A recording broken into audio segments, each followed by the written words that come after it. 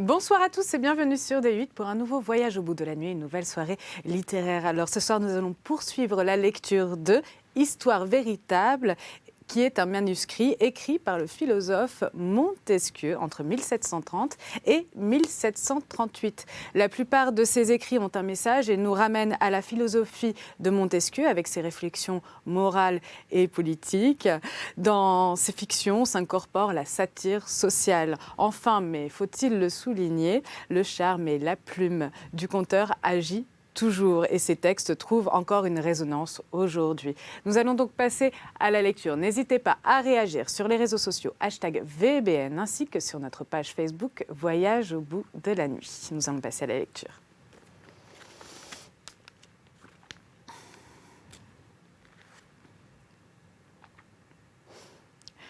Nous courûmes des périls infinis. Je fuyais la présence des hommes, car tous les hommes étaient devenus mes ennemis. Je ne cherchais que les déserts. J'arrivais dans ces montagnes qui sont remplies de tigres et de lions. La présence de ces animaux me rassurait. « Ce n'est point ici, disais-je à Ardazir, que les eunuques de la princesse et les gardes du roi de Médie viendront nous chercher. » Mais enfin, les bêtes féroces se multiplièrent, tellement que je commençais à craindre. Je faisais tomber à coups de flèche celles qui s'approchaient trop près de nous, car au lieu de me charger de choses nécessaires à la vie, je m'étais munie d'armes qui pouvaient partout me les procurer. Pressée de toutes parts, je fis du feu avec des cailloux. J'allumai du bois sec. Je passais la nuit avec ces feux et je faisais du bruit avec mes armes. Quelquefois, je mettais le feu aux forêts et je chassais devant moi ces bêtes intimidées. J'entrais dans un pays plus ouvert et j'admirais ce vaste silence de la nature. Il me représentait ce temps où les dieux naquirent et où la beauté parut la première. L'amour les chauffa et tout fut animé. Enfin, nous sortîmes de la Médie. Ce fut dans une cabane de pasteur que je me crus, le maître du monde. Et je pus dire que j'étais à Ardazir et qu'Ardazir était à moi. Nous arrivâmes dans la Margiane, nos esclaves nous y rejoignirent. Là, nous vécûmes à la campagne, loin du monde et du bruit, charmés l'un de l'autre. Nous nous entretenions de nos plaisirs présents et de nos peines passées. Ardazir me racontait quels avaient été ses sentiments dans tout le temps qu'on nous avait arrachés, l'un à l'autre. Ses jalousies pendant qu'elle crut que je ne l'aimais plus, sa douleur quand elle vit que je l'aimais encore, sa fureur contre une loi barbare, sa colère contre moi, qui m'y soumettait. Elle avait d'abord formé le dessein d'immoler la princesse. Elle avait rejeté cette idée. Elle aurait trouvé du plaisir à mourir à mes yeux. Elle n'avait point douté que je ne fusse attendrie. Quand j'étais dans ses bras, disait-elle, quand elle me proposa de quitter ma patrie, elle était déjà sûre de moi. Ardazir n'avait jamais été si heureuse. Elle était charmée. Nous ne vivions point dans le faste de la Médie, mais nos mœurs étaient plus douces. Elle voyait dans tout ce que nous avions perdu les grands sacrifices que je lui avais faits. Elle était seule avec moi. Dans les sérails, dans ces lieux de délices, on trouve toujours l'idée d'une rivale. Et lorsqu'on y jouit de ce qu'on aime, plus on aime et plus on est alarmé. Et plus on est alarmé.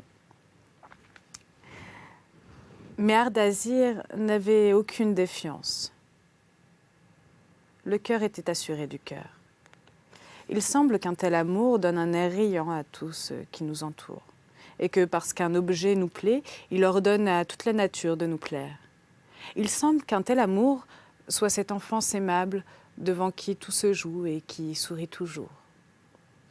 Je sens une espèce de douceur à vous parler de cet heureux temps de notre vie. Quelquefois je perdais Ardazir dans les bois, et je la retrouvais aux accents de sa voix charmante. Elle se parait de fleurs que je cueillais, je me parais de celles qu'elle avait cueillies. Le chant des oiseaux, le murmure des fontaines, les danses et les concerts de nos jeunes esclaves. Une douceur partout répandue était des témoignages continuels de notre bonheur. Tantôt, Ardazir était une bergère qui, sans parure et sans ornement, se montrait à moi avec sa naïveté naturelle. Tantôt, je la voyais telle qu'elle était lorsque j'étais enchantée dans le sérail de Mehdi. Ardazir occupait ses femmes à des ouvrages charmants. Elle filait la laine d'Hyrcanie. Elle employait la pourpre de Tyr. Toute la maison goûtait une joie naïve. Nous descendions avec plaisir à l'égalité de la nature. Nous étions heureux et nous voulions vivre avec des gens qui le fussent. Le bonheur, faux, rend les hommes durs et superbes. Et ce bonheur ne se communique point. Le vrai bonheur les rend doux et sensibles. Et ce bonheur se partage toujours. Je me souviens qu'Ardazir fit le mariage d'une de ses favorites avec un de mes affranchis. L'amour et la jeunesse avaient formé cet hymen.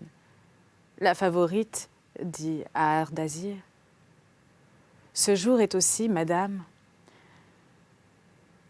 le premier jour de votre hyménée. » « Tous les jours de ma vie, répondit-elle, seront ce premier jour. »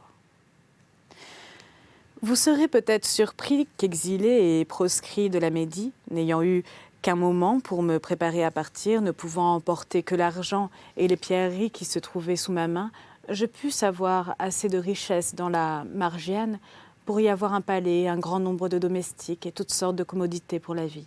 J'en fus surpris moi-même, et je le suis encore, par une fatalité que je ne puis vous expliquer. Je ne voyais aucune ressource, et j'en trouvais partout l'or. Les pierreries, les bijoux semblaient se présenter à moi. C'étaient des hasards, me direz-vous, mais des hasards si réitérés et perpétuellement les mêmes ne pouvaient guère être des hasards. Ardazir crut d'abord que je voulais la surprendre et que j'avais porté des richesses qu'elle ne connaissait pas. Je crus à mon tour qu'elle en avait qui m'étaient inconnues. Mais nous vîmes bientôt, l'un et l'autre, que nous étions dans l'erreur. Je trouvai plusieurs fois dans ma chambre des rouleaux où il y avait plusieurs centaines de darics. Ardazir trouvait dans la sienne des boîtes pleines de pierreries. Un jour que je me promenais dans mon jardin, un petit coffre plein de pièces d'or parut à mes yeux. Et j'en aperçus un autre dans le creux d'un chêne sous lequel j'allais ordinairement me reposer. Je passe le reste. J'étais sûre qu'il n'y avait pas un seul homme dans la Médie qui eût quelque connaissance du lieu où je m'étais retirée. Et d'ailleurs, je savais que je n'avais aucun secours à attendre de ce côté-là. Je me creusais la tête pour pénétrer d'où me venaient ces secours. Toutes les conjectures que je faisais se détruisaient les unes les autres.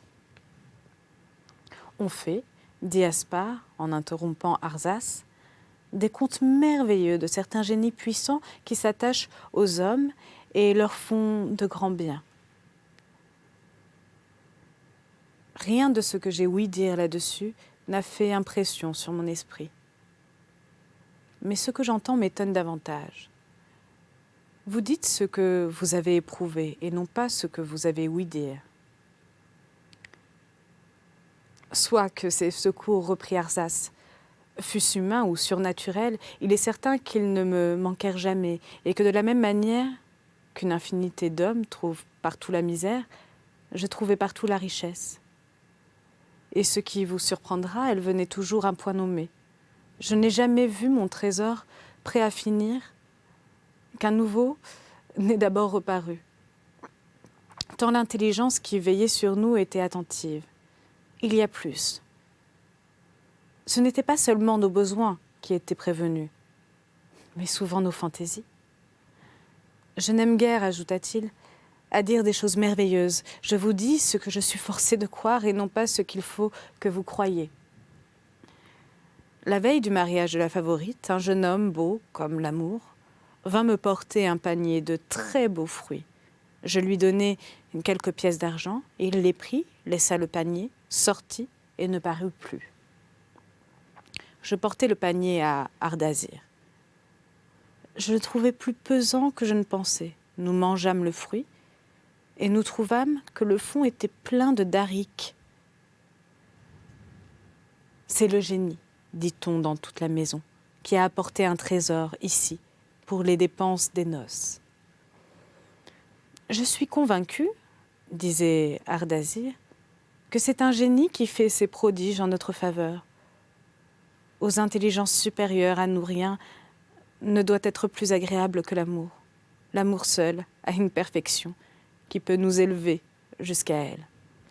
Arzas, c'est un génie qui connaît mon cœur et qui voit à quel point je vous aime. Je voudrais le voir et qu'il pût me dire à quel point vous m'aimez. Je reprends ma narration. Mon âme ne fut jamais si occupée que dans le cours de cette vie oisive. Mais enfin la passion d'Ardazir et la mienne prirent des impressions de notre différente éducation et de nos différents caractères. Ardazir ne respirait que pour aimer, sa passion était sa vie. Toute son âme était de l'amour, il n'était pas en elle de m'aimer moins. Elle ne pouvait non plus m'aimer davantage. Moi, je parus aimer avec plus d'emportement, parce qu'il semblait que je n'aimais pas toujours de même. Ardazir seul était capable de m'occuper. Mais il y eut des choses qui purent me distraire. Je suivais les cerfs dans les forêts et j'allais combattre les bêtes féroces. Bientôt, je m'imaginais que je menais une vie trop obscure. Je me trouve, disais-je, dans les états du roi de Margiane. Pourquoi n'irais-je point à sa cour?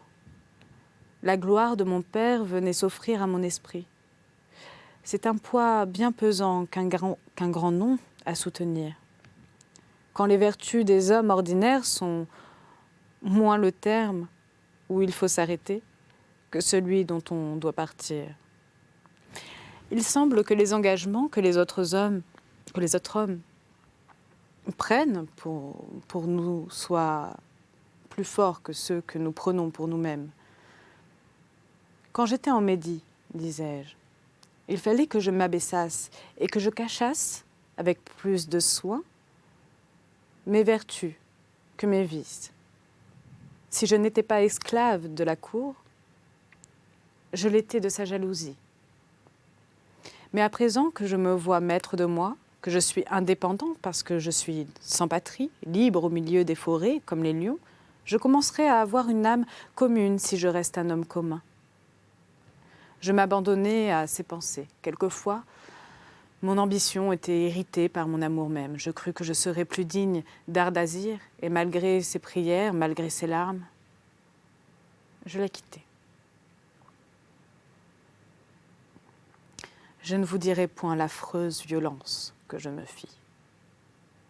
Je fus 100 fois sur le point de revenir. Je voulais m'aller jeter aux genoux d'Ardazir, mais la honte de me démentir, la certitude que je n'aurais plus la force de me séparer d'elle, l'habitude que j'avais prise de commander à mon cœur des choses difficiles, tout cela me fit continuer mon chemin.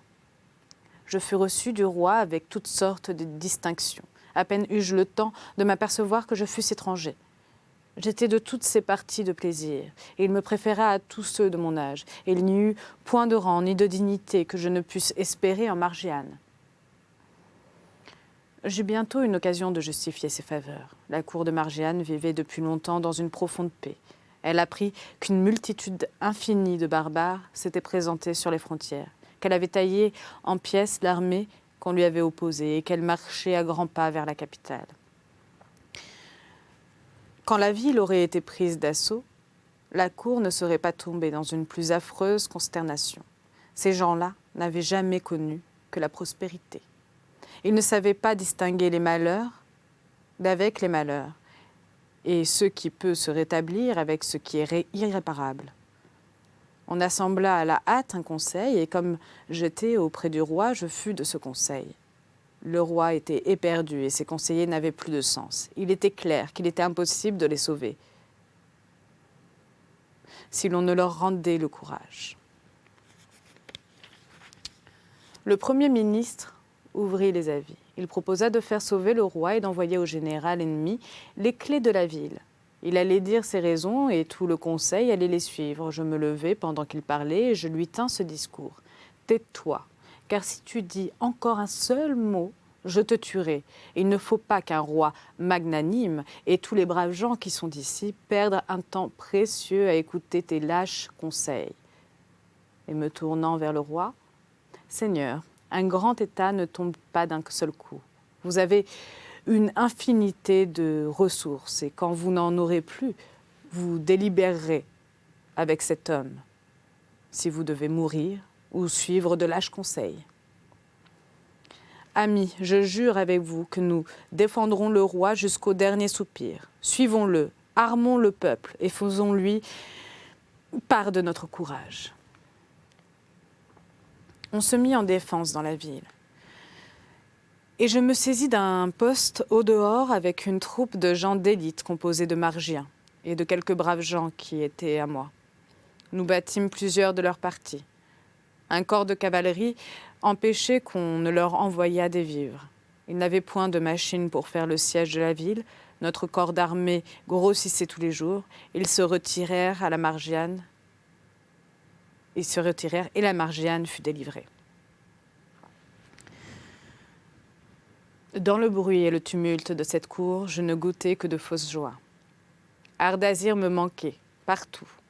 Et toujours mon cœur se tournait vers elle.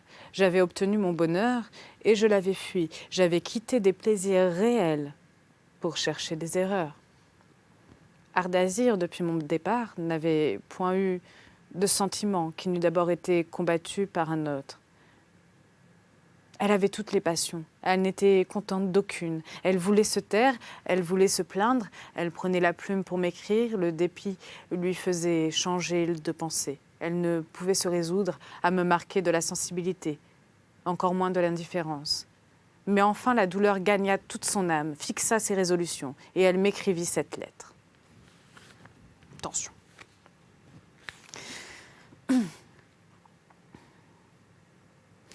Si vous aviez gardé dans votre cœur le moindre sentiment de pitié, vous ne m'auriez jamais quitté. Vous auriez répondu à un amour si tendre et respecté nos malheurs. Vous m'auriez sacrifié des idées vaines, cruelles. Vous croiriez perdre quelque chose en perdant un cœur qui ne brûle que pour vous. Comment pouvez-vous savoir si, ne vous voyant plus, j'aurai le courage de soutenir la vie? Et si je meurs, barbare? Pouvez-vous douter que ce ne soit par vous? Mon amour si industrieux, à s'affliger, ne m'avait jamais fait craindre ce genre de supplice. Je croyais que je n'aurais jamais à pleurer que vos malheurs et que je serais toute ma vie insensible sur les miens. Je ne pus lire cette lettre sans verser des larmes. Mon cœur fut saisi de tristesse et au sentiment de pitié, il se joignit un cruel remords de faire le malheur de ce que j'aimais plus que ma vie. Il me vint dans l'esprit d'engager Ardazir à venir à la cour. Je ne restai sur cette idée qu'un moment. La cour de Margiane est presque la seule d'Asie où les femmes ne sont point séparées du commerce des hommes. Le roi était jeune, je pensais qu'il pouvait tout, et je pensais qu'il pouvait aimer. Ardazir aurait pu lui plaire, et cette idée était pour moi plus effrayante que 1000 morts. Voilà, c'est ainsi que se termine donc ma lecture de ce roman. J'espère que vous avez passé un agréable moment. Avant de vous quitter, je vais vous donner une petite citation de Montesquieu.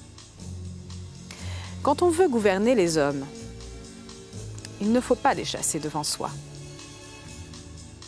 Il faut les faire suivre. Bonne soirée.